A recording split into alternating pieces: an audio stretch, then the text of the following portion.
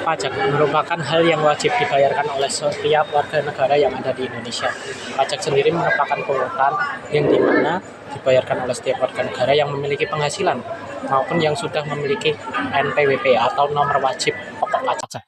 Nah, di sini saya, Guritno Dinugroho, akan membahas tentang tax avoidance, tax evasion, dan tax planning dalam penghindaran pajak.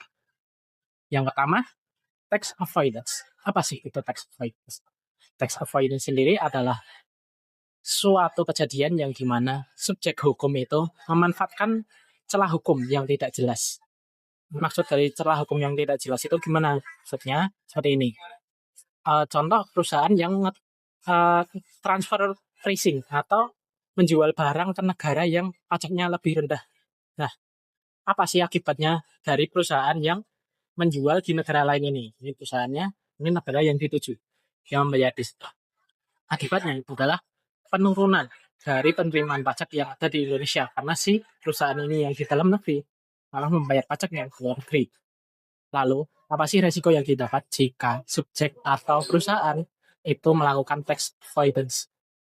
Itu ada akan diperiksa oleh DJP secara substansi hukum. Lalu, ada penurunan reputasi hukum dari perusahaan sehingga akan mempengaruhi citra dari perusahaan tersebut. Yang kedua, kita akan membahas terkait tax evasion.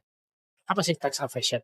Tax evasion adalah hal yang dilakukan oleh subjek pajak yang menutup celah hukum dengan cara menyembunyikan, melanggar, memalsukan, dan itu dilakukan secara sadar dan seperti tindak kejahatan. Apa sih resiko yang didapat?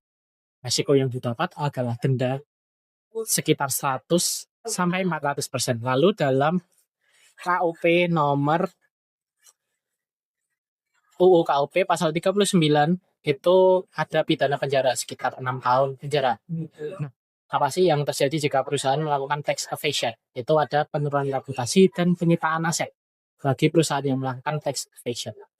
Yang akhir, kita akan membahas terkait tax planning. Nah, dari dua hal yang di atas tadi, tax avoidance dan tax evasion, itu melanggar hukum secara substansi juga.